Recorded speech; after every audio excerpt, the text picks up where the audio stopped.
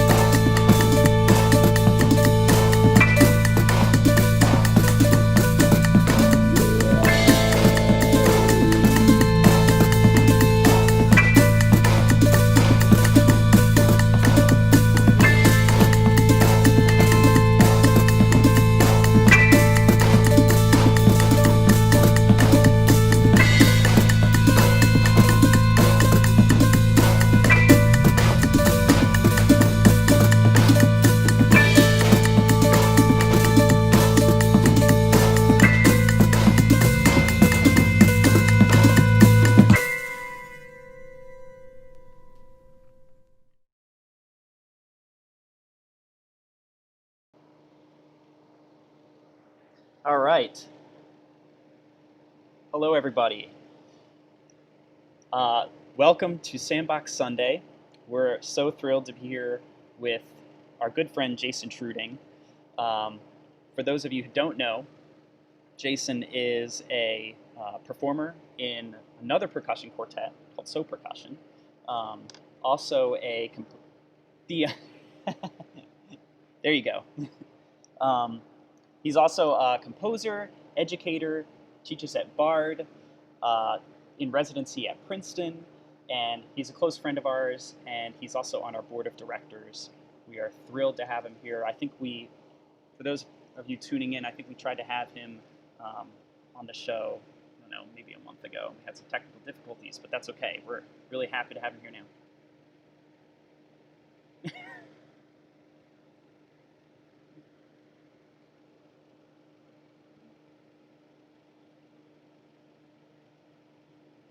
I know.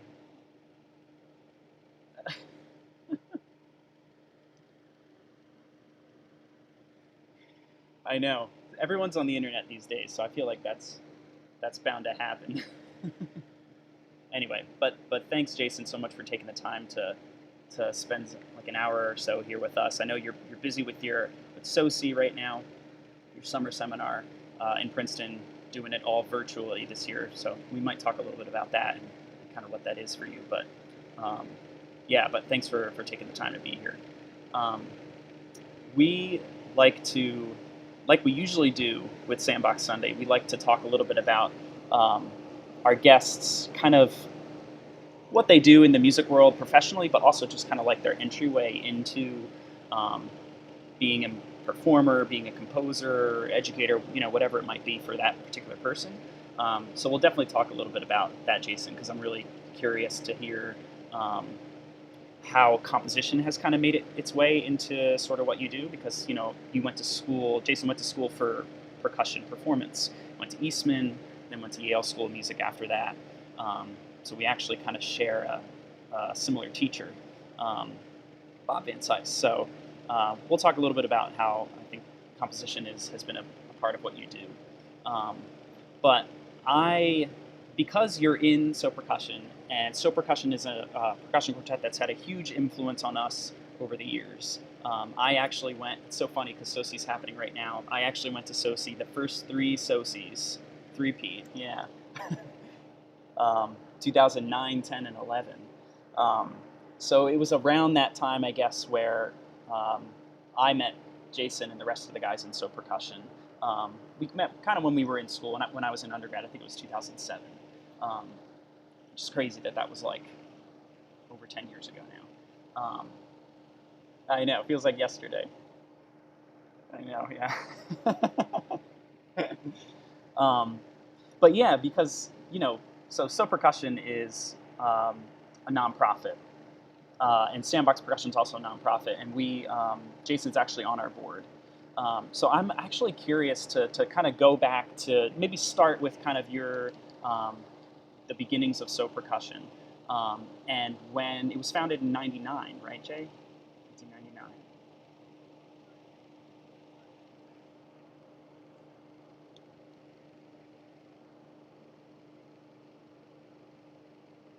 Oh, really?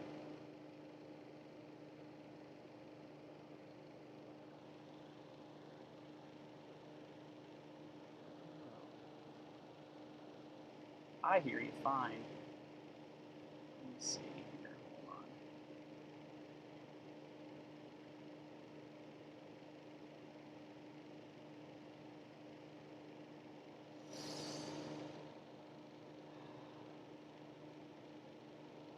Oh man.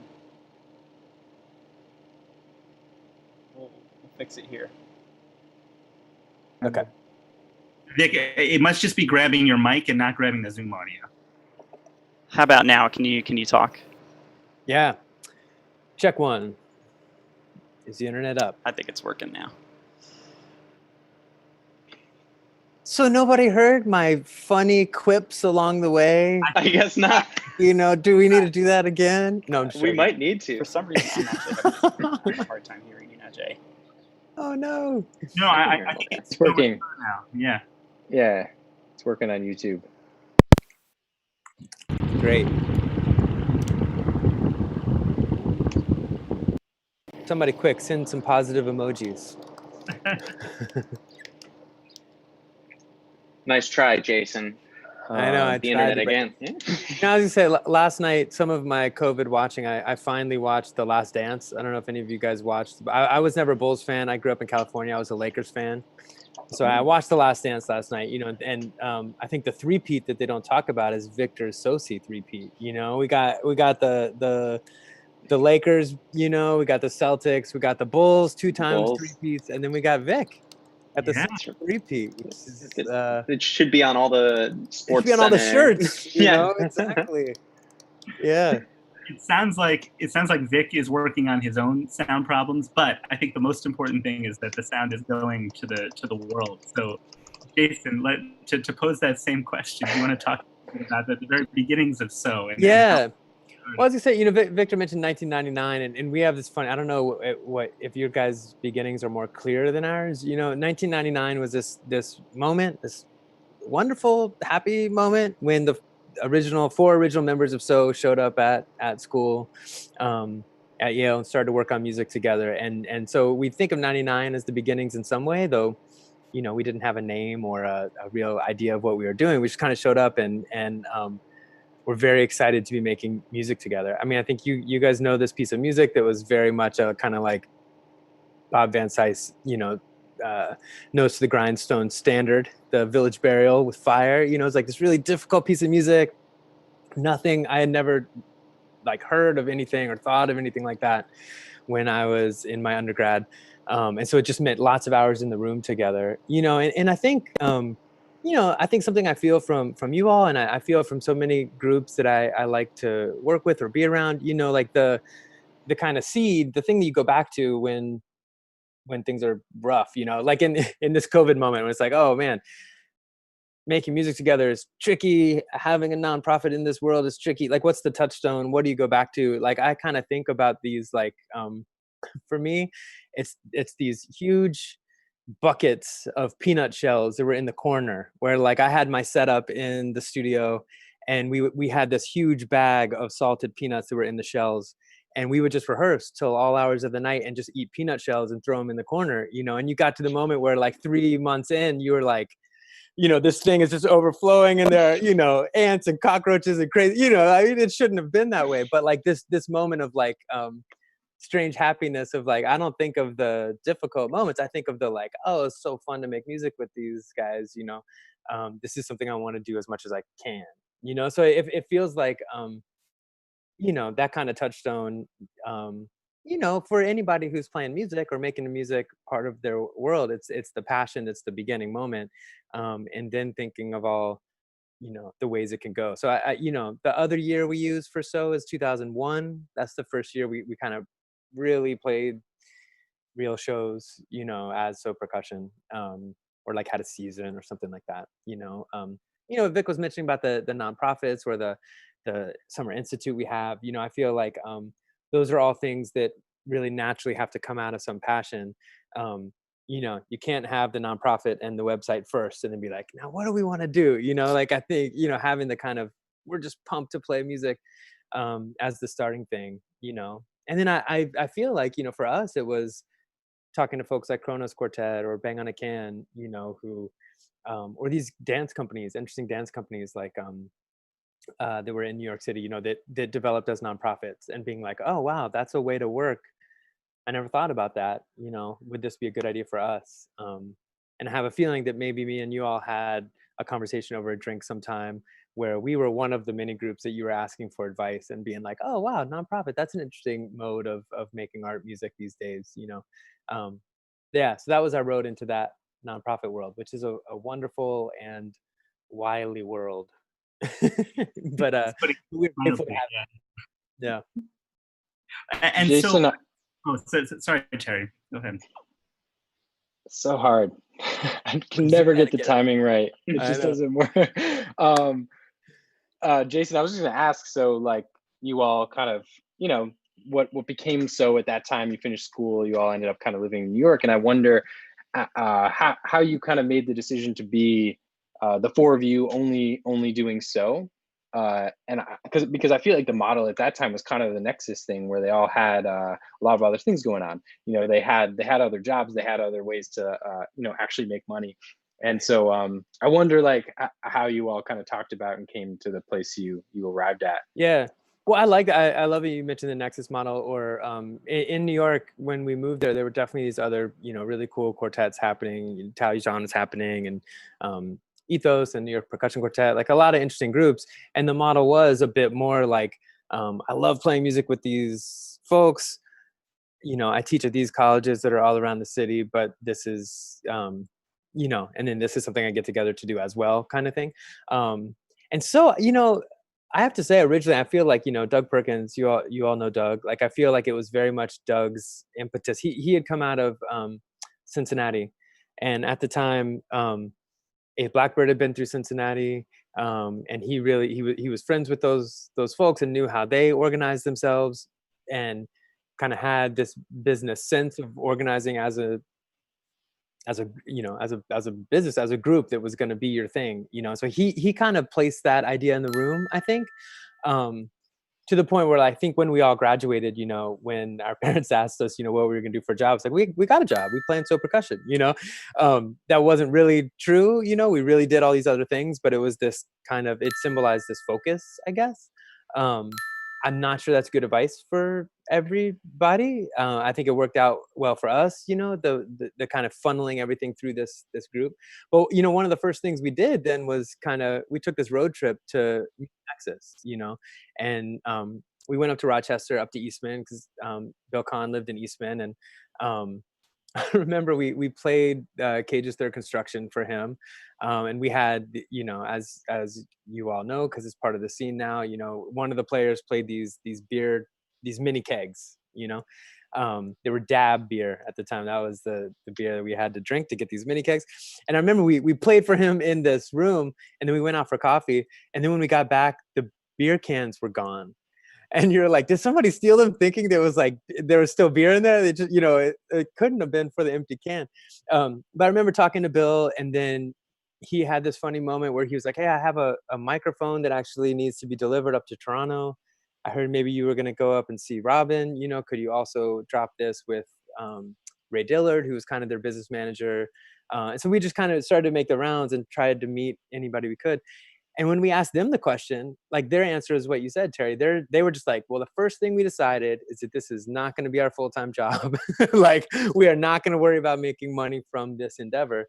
Um, and I think there's something really great about that, right? Because then you stick with the passion 100%. You never have to make questions that filter through any kind of commerce or nonprofit world or whatever that is, you know. And I think that's a great way through it. I was just having a conversation with a soci student today about those things, about, like, you know, so has made the choice to, like, make our jobs our passion, and I think we feel really lucky that that's what we've done. And I feel like my passions more and more as a composer, as a drum set player, as a performer, as a teacher, have all been funneled into so in a way that I feel really good about. um, but that's totally just one way, you know.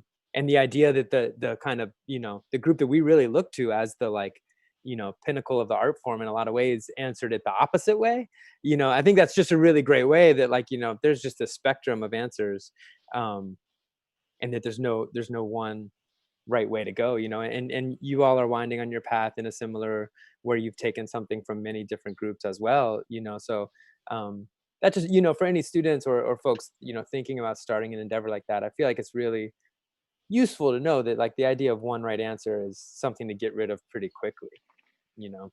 Yeah, Right. and the I mean, idea of reaching out to folks, like in the same way that you talk to Kronos and Nexus and Eighth Blackbird, and we talk to you in Third Coast and all these other places. I Right. mean, the idea that some of these groups just figured it out completely on their own without getting advice from the people who did it first is just Right. not true. I mean, to be Yeah. honest, we look at you all as the folks who really started this whole movement towards chamber music in the percussion world in this country. But of course, you see it a completely different way because Yeah. you were looking at groups too. Yeah, totally. And I think, you know, I think the other thing to remember, I mean, like, I bet, you know, if I was starting like a rock band or whatever, maybe I couldn't email everybody in my scene that I look up to. You know, I'm not sure that Bono is going to answer the phone, or Tom York. You know, they may be harder to get, you know, like Madonna may not have coffee with me or whatever the thing is, right? But in our scene, like, everybody, I think, there's nobody that's at a level where they're not going to want to hang out and talk about, you know, what they've done and give advice. It feels like very much the percussion community, the chamber music community, the contemporary music community, the experimental music community, the Brooklyn music community, all of the communities want to get together and share information with each other. So that's something we've thought about more and more, just in this moment of, you know, how to share any kind of knowledge that we have with others, and how to ask others more about where they're coming from, because that feels like something in our scene that's just always been really great. Jason, I was going to ask, you said, or you mentioned that you kind of got together around this James Wood piece, Village Burial with Fire. And then it seems like So has now kind of, as a group, artistically plays music that's pretty different than Village Burial with Fire. And my perception is also that you have like interests in other genres of music. And I guess I wonder how So kind of found its like voice artistically, and how you ended up deciding like, I kind of want to take all these things I'm into and put them into a percussion quartet. And Right. that percussion quartet, we're going to play music that's not maybe Village Burial with Fire. Yeah. I just I wonder. love that. I think I've started the, now we always have to say Village Burial with Fire, because I feel like I love it. I'm making sure the fire stays in the name, you know, it's quintessential. And as opposed to Village Burial or VBWF. Yeah, you know, I feel like, and I think about this as a teacher too, right? There are certain pieces of music that I feel like are really great teaching tools for me, that may not be what the student loves, but is a way for me to teach them something about music making or the way I see things. But those students are going to have to go out into the world and at some moment stop taking my advice on what music to play and find their own kind of voice, right? And I feel like from my undergrad, I feel like at Eastman, um, I was in the percussion program there, but also in the jazz program. And the jazz program was very much about finding your voice. I feel like that was you know, the classes I remember in that program had very little to do with like chord charts. And, you know, it was very much about like experimenting with helping each student find their own kind of path. And so I feel like that had been very important to me from, you know, you know, early in my student career, and kind of stuck with me on some level. So I feel like, you know, once So kind of got out of studying and became our own jam, and started to play shows, you know, then it was like, we were realizing that we were representing our own ideas, you know, and our own aesthetics, you know. And I feel like, you know, between 2001 and 2004 or something, maybe that there was, you know, we were going through artistic puberty, you know, or on any given show, you could have seen some things. 'Cause for me, I think what I realized, I don't know if this resonates with you all, like there's some music that I like to play. I like the challenge of playing it. You know, I like I remember we share this in common too. Some of us, the Yellow Barn Festival, right? I remember playing this Charles Warren piece there, with a pianist, you know, and I just loved the challenge of making this thing happen. You know, it felt very, it's the same part of my brain that used to like to run marathons, you know. It's like, I'm gonna do this. If I do this a little bit every day, I'm gonna be able to run 26.2 miles, you know. But I'm not sure an audience needs to watch me run a marathon. Like, I'm not an athlete that anybody wants to see run a marathon, you know. And so with Warren's music, it was like the performer in me loved the challenge, but I didn't enjoy being on the other side of that process. And that's personal. Other people do enjoy being on the other side of that process, and so there's a place for that moment. But nobody needs to see me do that.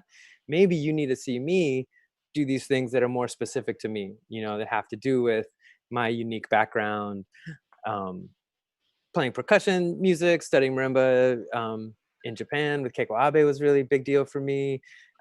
Studying gamelan music in Bali was a really big deal for me.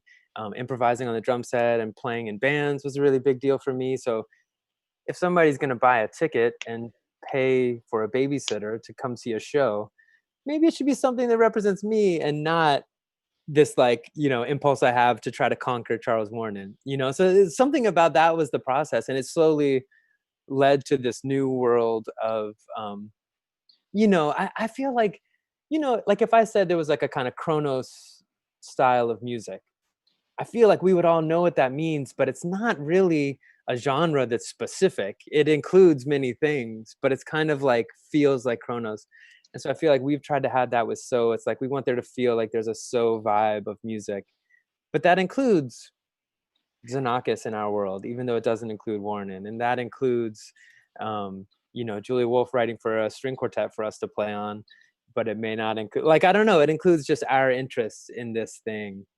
That's the way we thought about it. That was roundabout, Terry, but does that resonate at all with you? No, man, that's super cool. I feel like that is a thing. Like Kronos has a thing, but it's not just one genre at all, you know. And actually that's pretty interesting. I haven't thought about, and I think we can all say that about So too, you know, because it does include John Cage and Steve Mackey, you know. Yeah. I don't know, that's interesting. Well, and can I say this about you all, and as a fan and a board member, I love that now, you know, I think I've been seeing concerts that you've played from the beginning, right? So I've seen you in puberty, like I've seen you basically in college, and then I've seen artistic puberty, and now I see like Sandbox. And now I feel like there's this Sandbox vibe that you have when you commission and you make music, you know? And I remember an early show that I went to, that felt like most of the music on stage was stuff that So played.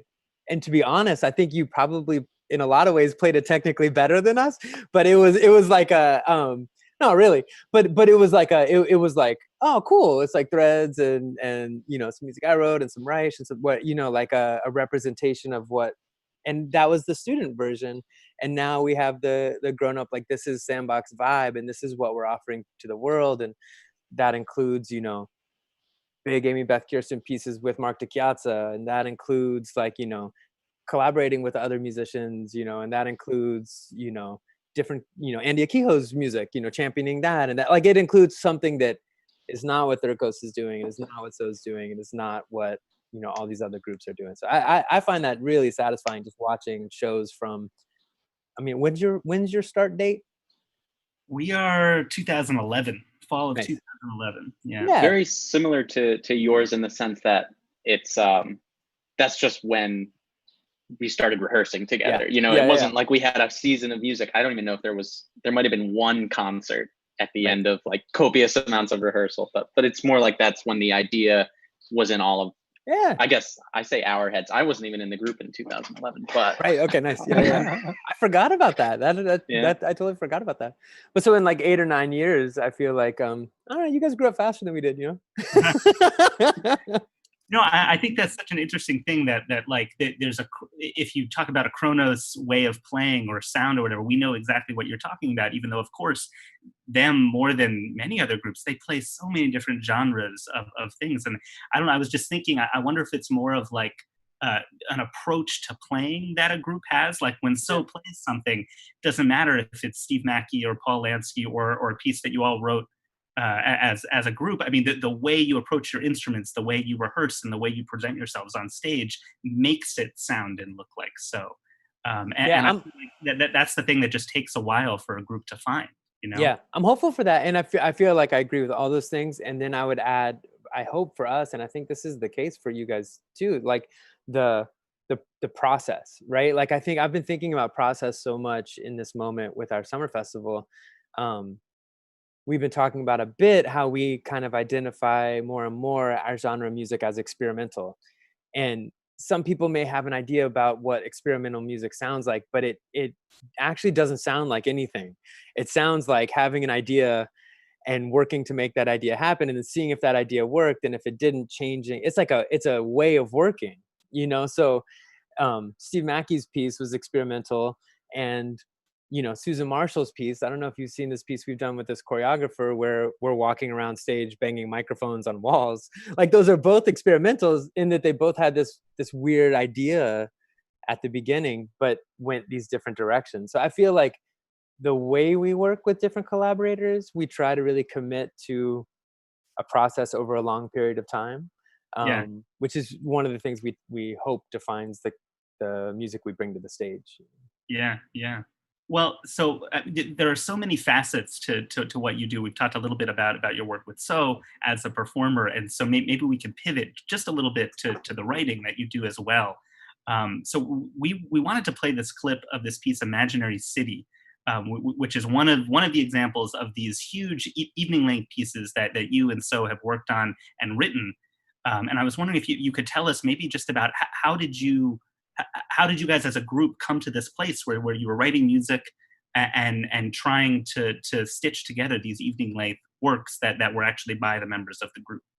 Yeah, well, so it's kind of these two things happen at once. Where one, we had moved to New York, we had our studio in Brooklyn, and there was this presenting spot in Brooklyn, the Brooklyn Academy of Music, that we were really interested in because it was a spot where like music was being presented, but dance was being presented in theater, and there was a cinema, and there was a cafe where cool like jazz and world music was there was like a lot of cool stuff happening there. um, and we had a chance to meet the presenter there, the kind of executive curator or artistic director guy, Joe Malillo, who's been really important to us. But talking about just kind of having coffee with people and advice, we just really legitimately asked Joe, like, hey, would you have coffee? I'd love to just pick your brain on what you think the scene is like. We play for a lot of musicians and percussionists, and we'd love to broaden our kind of what we're doing. And so we had this series of coffee hangs where he kind of was slowly giving these little assignments, which is like, I like to present music by interesting people. Have you thought of a book that would be fun to take off of? Have you thought of, and I would start to meet other friends of his who he would, kind of these coffee homework spots. And I was so young, I didn't realize, kind of seeing if we could get an idea together for a show. I was just like, oh, cool, this is the way you make cool stuff happen. Like, I remember going up to Hunter College and meeting with this like writing professor there that he thought would be funny. And I was just kind of, um, and at the time, Adam was reading the Italo Calvino book, Invisible Cities.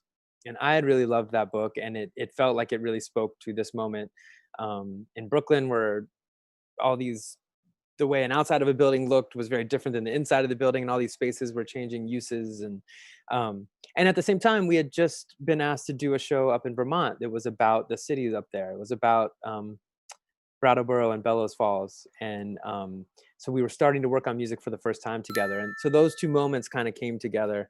And after we made this piece in Vermont called Music for Trains, this possibility came up at BAM. And the idea was that there are 6 different cities that commissioned this piece, like performing arts centers in Brooklyn, also in Burlington, Vermont, in Helena, Montana, in Cleveland, Ohio, in Houston, Texas, and in Denver, Colorado.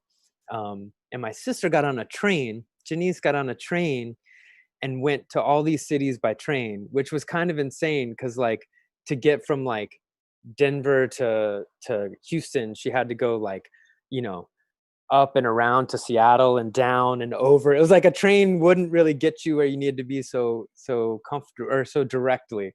But she went to these cities and got footage. And so we made this piece that had video footage, with the idea being a little bit, if you zoomed in enough on any of these cities, there was actually a lot that was similar about them, which was kind of ended up being part of the idea.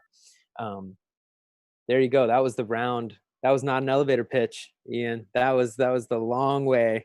No, that's amazing. Okay, so I think we have a little clip here. So I think Victor's awesome.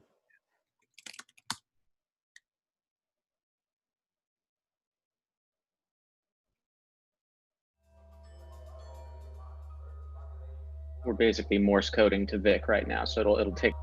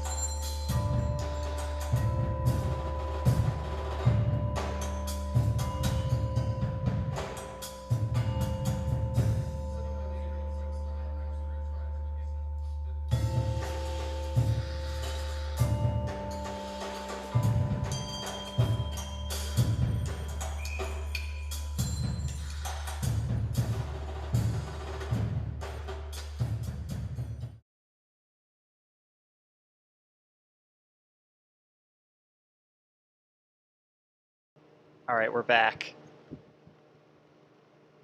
We're back, guys. Yeah. So Vic, how you doing with the sound? Are you hearing us yet? Yeah, I hear you now, and I think everyone on the stream should be able to hear as well. I'm really sorry. Yay! Nice. No. Welcome back, Victor. Vic, do you know what clip that was from Imaginary City? I don't know what the piece is called, Jason, but I think it's the one you and Josh are playing drum set. Adam's on vibraphone. Yeah. You like speak some I think Eric numbers every is. now and then. So I don't know which one it's called. Yeah. Totally. Yeah. I think it was called.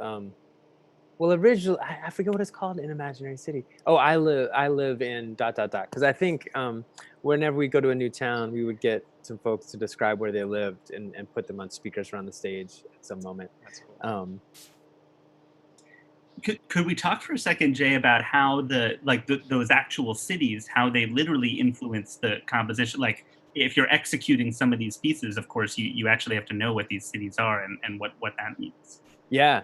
Well, I love that process because you all were so involved in this process of the first time anybody other than So played this music. I mean, you know, I think a lot about, and I don't know if this will resonate to any other musicians checking this out. You know, I have two young kids, a 7-year-old and a 9-year-old, who are learning to play piano and drums and other things, and they're learning to read music now, right? And so, and they're also learning to read words and write words and numbers, all the things you learn how to do. And so, anybody who knows how to read Western music knows that, you know, if there's like a black dot that goes low below the lines, like everybody reaches your hand to the left. You know, it's like a Pavlovian response, like, you know. And if it goes up above all these lines, we all go to the right, you know, because like conventions over time have built these instruments that go kind of low to high, left to right. And we've learned that, you know, the more lines that are attached to the black dot, the faster it is, and the more open, not filled in the dot is, the more spacious it is, you know. But they're all just conventions that we've learned. And so, you know, just feeling out that like notation can happen in so many different ways. And in percussion music, it does happen in so many ways. You know, we all learned all these pieces in college that, you know, had graphs of stuff, or, you know, a novel that you had to read before you knew how to play the piece, you know, or whatever. So, Like the the extreme thing, story. and you know, yeah, exactly. So, so we decided that for Imaginary City, any of us who were writing music, me and Eric and Josh, we're going to use the city's names, the population of the city, and the zip code of the city. It was just going to be like these kind of patterns and structures and information we were all going to use, and we all did that in different ways. And as you all know, like, you know, when I'm looking to be inspired by new kind of rhythmic material, I like to look at text and look at these alternations between vowels and consonants, because it's also just a strange thing in the English language that you find these patterns where, or you don't find these patterns actually. Like, you know, kind of in a paragraph, you'll have more consonants than vowels. You probably won't have too many vowels in a row, but a few consonants in a row, but you'll have both, you know. So we've started to find these different languages on how to make beats from these words. And so when So does it, it's just it's really fun to kind of get in the room together, and it's kind of awkward for a second being like, hey, I have this new idea. Like, let's just imagine that whenever you see a consonant, you hit this, and a vowel, you hit this, and you learn all the rules. And then it feels like you can just like kind of have fun with the rules really easily. As opposed to when something's written down, like I go back to like my senior year in college of like, I must execute perfectly or else I will get a bad grade or whatever. Like I go to these like rights and wrongs really quickly. But with this other method, it just feels more fun and free. But then you guys saw one of these pieces that I wrote and said like, that'd be really fun to play. And it was like, like, I wonder how should that happen? Like, I'm scared to just write it out like normal because that'll feel too final to me. But this is going to feel really weird to explain. So I just started an email and was like, let's see how this goes. Okay, imagine you're playing the city Helena. Whenever you have a, you know, hit this, whenever you do this, and it's this long, and explain all the rules and explain all the weird variations in the rules. And Victor was just kind of like, okay, I get that. Cool. What's next? I was like, wait, really? Okay. Well, what's next is you do this, you know. And it just like was a series of like 5 or 6 emails. It was like, is this really gonna work? You know, because you go pretty deep inside my head in a weird way, which is like, you know, these are all the rules, but they get broken in all these ways that just make it sound cooler. Um, and so it was really, to me, I have to say, you all, that was like a big moment for me, because once I realized like I could give that information to you all, and you actually could recreate it and do your own kind of variations on it, then I got really confident that I could send it to other people. And what's the weirdest thing is I know for a fact there are college students all over the country who have seen your video of extremes, get super pumped, pay $20 for the score, and they get it and they're like, come on, man. Like, are you kidding me? You know, like there's an easier way to do this. But the thing is, then I'll go out and I'll see these performances and I never see a really bad performance, because if somebody's gonna do it badly, they're just not gonna do it. You know, they're like, this is not worth it for me to learn this weird If you're gonna read, method. if you're gonna read all of that, there's no bad. It's only gonna be good. Totally, absolutely. It's like it's these weird hurdles to go through. Once you go through the hurdles, you've kind of learned the concept, you know? So I've actually become more and more confident in it, and I question myself how much recently I've been using other forms of notation when this other thing has had such good effects for me, or good results. There's something so interesting about when you were talking about how you thought about writing it out in the traditional way with normal notes and rhythms and stuff like that, but elected not to. And I actually remember, so even before Sandbox played it, and I Yeah. was hanging out with you guys because I think you were about to have your first daughter. Well, you played it on the night I had my first daughter. I think you played it in a show, right? And I think I made you like the rest of you guys all knew how to do this because you had played imaginary, so you guys knew it. And I walk into rehearsal and you're like, oh, vowels, consonants, eighth notes, da da da. And I was like, what? Like, are you kidding? So I think I made you write it out the normal way. And so I'm sitting there with a music stand with like 35 pages. Adam has like a little napkin with his whole score. I'm like turning pages and stuff. And I wasn't able to play the music that you wrote with the same feeling, with the same style that everyone else was. And it was because I was reading it this other way. And so Right. I think it's so interesting that you came up with this other way. Not that it's like a shorthand or anything. It is the way to learn and execute. Mm.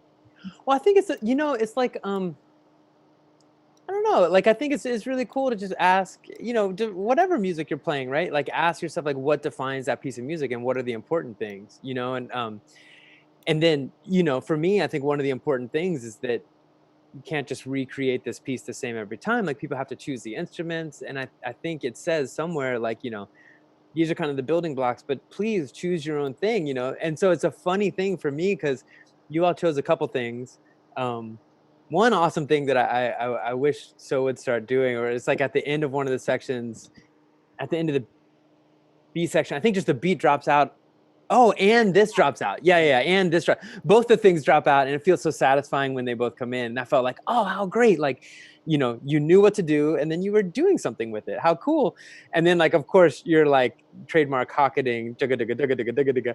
Like every time I see other students play it, it's like I just think to myself, like, are they going to do that, or are they not? Are they not going to do it because they can't do it, or because they don't want to, or that they didn't see the video? Like, so many people have seen that moment that you guys have done, and recreated it. But like, we did this listening session at Soci the other night. We listened to a bunch of Miles Davis, like from like the 50s to the 70s.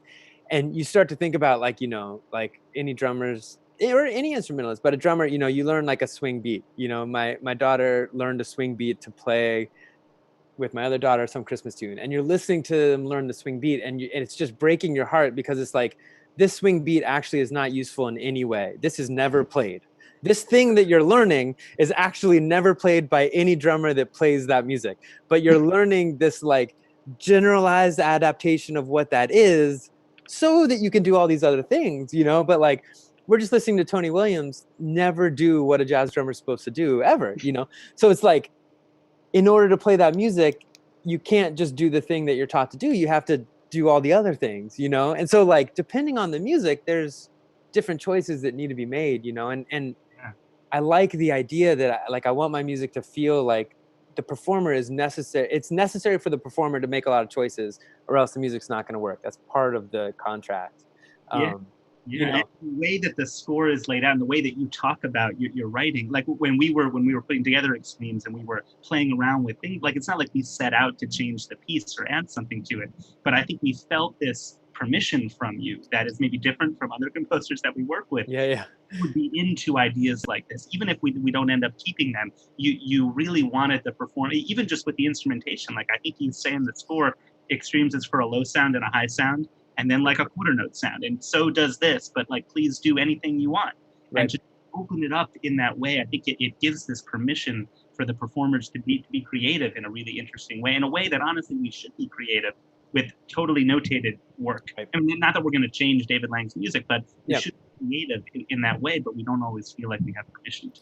Oh, totally. Well, and I feel like it's almost because like Western notation is so good, like it gets you a far way there. It doesn't get you all the way, but it gets you really close, and so you feel like, oh, maybe I just got there, you know. But I've been working with choreographer a good amount, Susan Marshall, and watching her work with dancers, there's no notation that works in that world. And so you're constantly making new choices, even when you're recreating old work, you know, so you're redoing a piece that you wrote, you know, you choreographed on these two dancers, you're going to remake it on these two dancers. And the arm length is different. And the, you know, height is different. So you have to make new choices.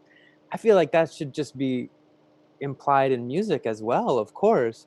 But I think because notation is really pretty good, it makes us stop doing that, you know. So yeah, I really love the idea um, that I could find a way to get those ideas across. And you know, recently I have been using other kinds of notation more, and trying to just work with people that understand that those things still exist. But I feel like when you don't know somebody and you send them something notated, they can just feel like, oh, as long as I do this here and this there, you know. Um, and I think percussionists have a sense of, you know, wanting to be creative in the process already, you know. So sometimes it's the other instrumentalists that I'm trying to pull out of their shells, you know.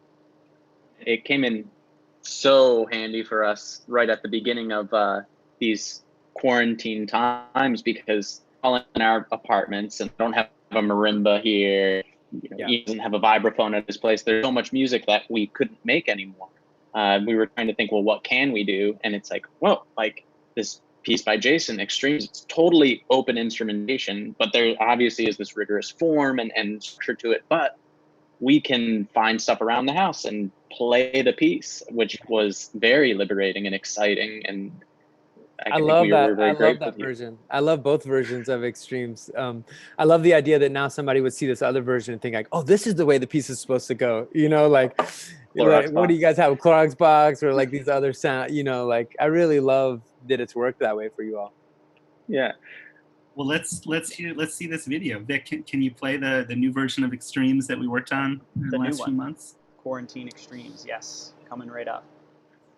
Coming right up.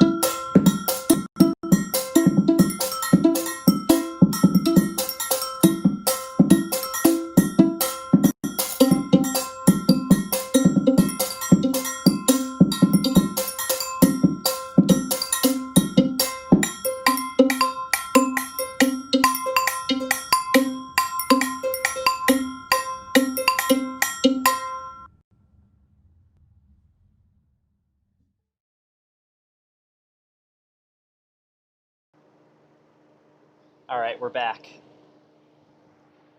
Jason's cameo at the end there. Yes. You know, I thought about that a lot because we were just saying on the chat, if I had a robe right now, I would be in my robe right now for this moment. Like you all have a pretty natural way of like kind of, you know, being a little lighthearted with this music in a great way. And you know, Victor, the way you're cutting it out, like it feels really, and I'll say like our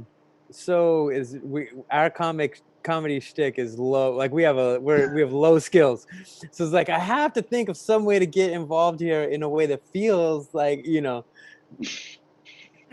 just Well, we have to show the conchastra, the Yeah, that's true. know? That's true. Okay. That was pretty You got fun. it. That's pretty good. That was pretty fun. Yeah. I feel like humor isn't our natural go-to, but it should be. I feel like that felt a nice. It was a nice moment. That music was made in a cool way for me during quarantine. Yeah. No, it's amazing how.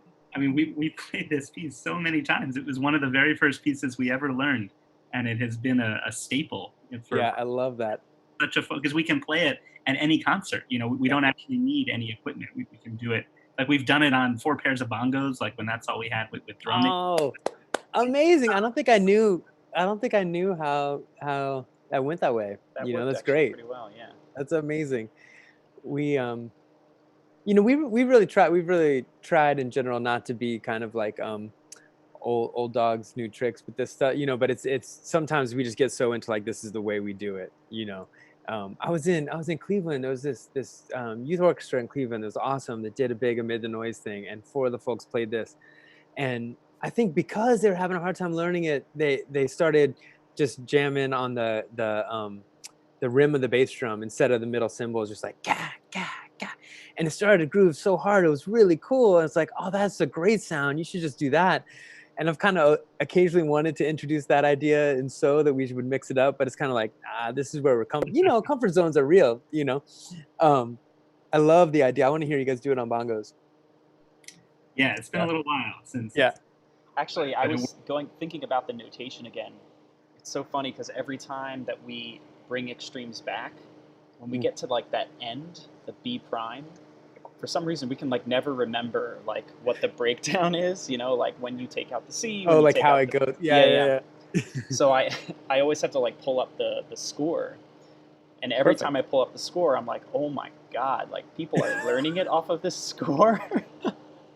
So it's kind of wonderfully, it's just like a transcription of an email, but you're kind of nice to people because you help put together the score. You're nice and you give some examples. I give some examples. I think when I made it, I was just like, I was really excited about the idea of it being able to be like really flexible and malleable, Yeah. So like, I think it says that like 10 times, like do what you want, which is cool now that I see, Totally cool. I've seen some, if you go on YouTube and you type in Extremes by Jason Treuting, there's like, 150 different versions, which is kind of cool. And maybe it wouldn't be that way if the score wasn't so difficult. I think that's true. I'm waiting for some non-percussionists to do it.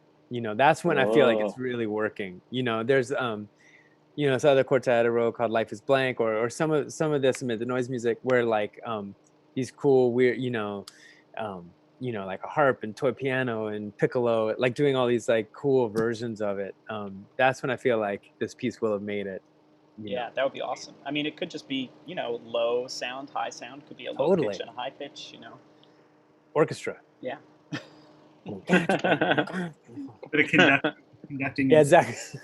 But in that video, people can actually see the score in a couple moments for Terry and my parts when we're playing those piano chords. Yeah. Oh, there's the numbers there, right?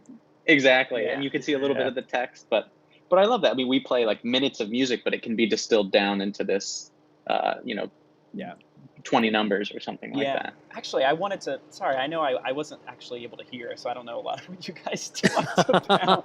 But kind of going off of the kind of flexible notation and instrumentation, one of the things I wanted to show was I don't know if you guys talked about it, but it was Life is Blank, the Life is Blank videos, Jason, that you guys made.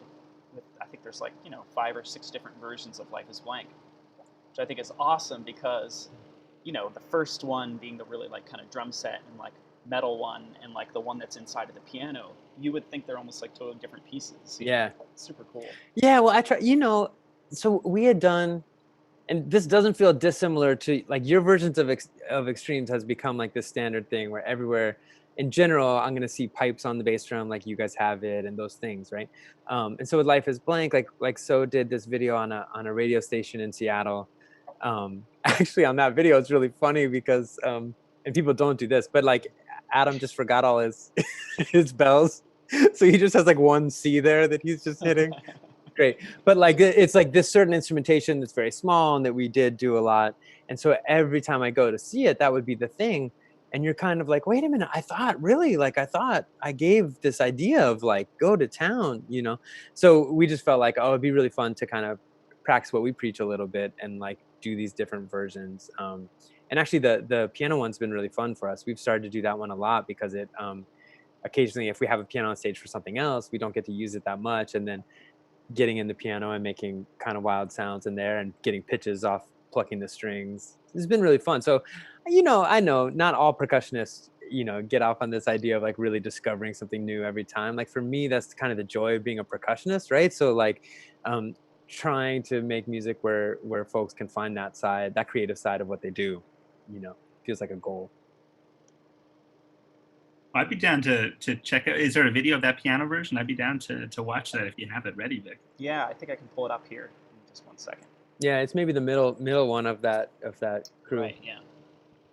Could we do a little bit of two of them? I'd love to see like the same thing once and then. Yeah, the drum set. It's true. The two that you chose, Victor, that's kind of like the first one, the drum set one. Yeah.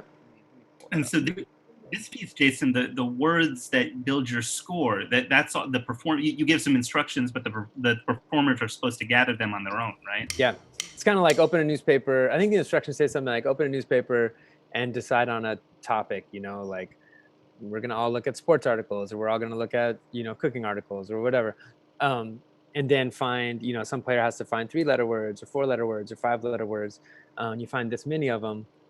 And so in that way, you're kind of controlling, like, since people are playing through those words a certain number of times, you're controlling how long each section is, but each word's going to be constructed a little differently. So all the melodies you hear and all the little rhythms are actually different every time. So I do really like that. I mean, the piece in some ways feels kind of like, just kind of like a fun little encore in some ways, but I really like the idea that actually when you're listening to the piece, you can recognize it as what it is, but it's actually impossible for it to be the same performance to performance with different groups because everybody really has to find their own words.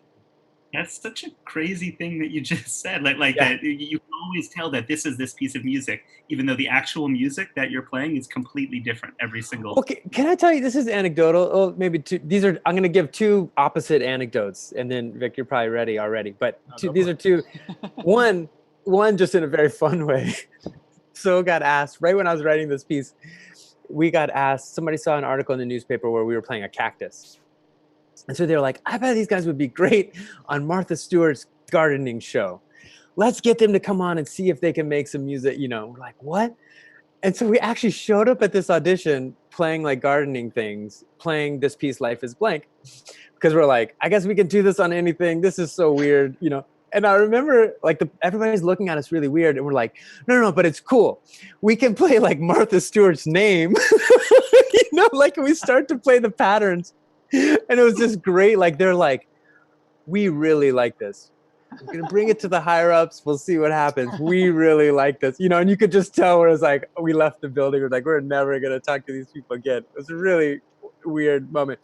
But this is a completely different anecdote, but about what you were just saying, Ian, because I very much love this idea that like, you can tell something is this piece of music, but it can be, drastically different. And I think I strive to write music that is structurally sound enough that so many different things can happen, but you can tell it's me and also the players. And when Eric first joined the group, he was on a Fulbright in Germany. And we went over to play this festival that he was on that his teacher put together. It was this 24-hour festival in Odessa, Ukraine. And so we show up there, and it's this amazing, so many percussion groups are together to play, but there's kind of no equipment. You're in, you know, it was like hard to get equipment to the Ukraine, to Odessa. So they had programmed all this music and none of the gear was there. And so we were all sitting in the audience and Eric was walking out on stage to play this Xenakis sextet, Poe, like from Pleiades. And you look at the stage and you're like, oh, there's a bongo. There's a snare drum and some timbales. Like there were like 13 out of the 40 drums that were supposed to be on stage, you know, and you're like, huh. And they walk out on stage to start playing this piece and you're like, what is happening? This is not right, you know? But then, like, so on one level, this is the worst version of Xenakis's Poe ever, right? There's no way around it. Like, none of the right instruments are there. But then it's kind of like you still heard Xenakis. It was like you heard these incredible unisons, you heard these clouds, you heard all the things that make Xenakis Xenakis, even though it was all wrong. You know what I mean? And so, like, for me, that made for this really powerful feeling of like, I want to write music that can withstand that, you know, that could be played in the Ukraine with none of the right instruments being available, but still feel like what it is. You know what I mean? Does that make sense? That just feels like such a touchstone to me. Yeah, and that's such an interesting choice to make, because in that moment, like they can give this performance in front of an audience that perhaps has never heard this music before. They're not going to hear it exactly the way that the composer wanted them to, but the choices are either to play it in that version or not play it at all. Give them no experience at all.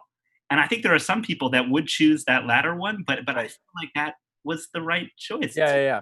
When I feel like the student me would have chosen not to do it, and the percussionist has been in the world a bit. It's like, no, we can figure, you know, let's communicate some ideas to an audience who's really excited to be here, you know.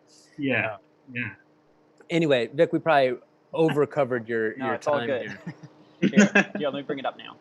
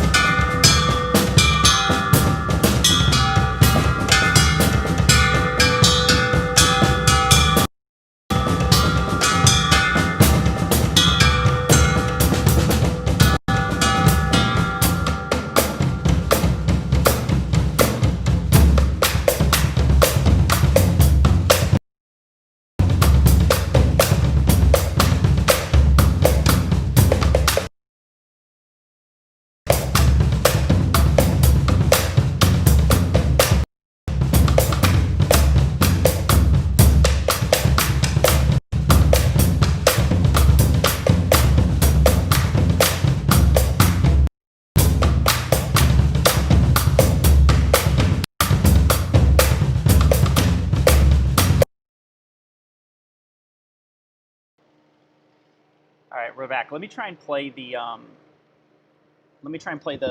the piano one. I know it's skipping a little bit, I think, in the stream. Ian, maybe you can drop in a couple of the links. Just drop in the link to that video in case people want to watch it later. Sorry about that, but let me try to play the piano one. We can get a feel for that one as well. Awesome.